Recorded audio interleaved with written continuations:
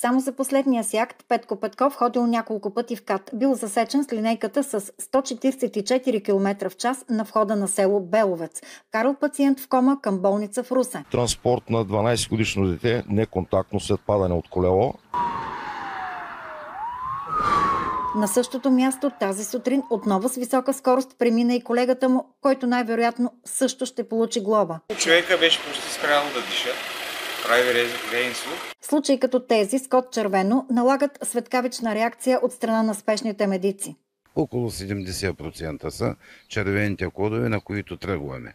За всяко засичане от камери на пътя тези шофьори получават фиш или акт и се налага да отделят от личното си време, за да доказват на пътна полиция, че са пътували по спешен случай. Отивам първо да ми напишат акта, на който отзад си пиша възраженията. След това отивам, изисквам медицинската документация, понеже ми искат да представя доказателства, че съм работил, което, нали... Когато превишаването на скоростта е над 50 км в час, според закона за движение по пътищата пътна полиция е длъжна да потърси лично шофьора на линейката. В 7-дневен срок от съставянето на акта той трябва да представи доказателства, нали, и възражения относно извършеното нарушение, след като е представена необходимата документация и акта е анулиран. Шофьорите на линейки имат предложение за промени на правилата.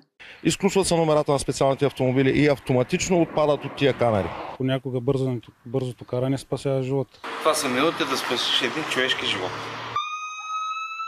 За новините на Нова, Наталия Йорданова.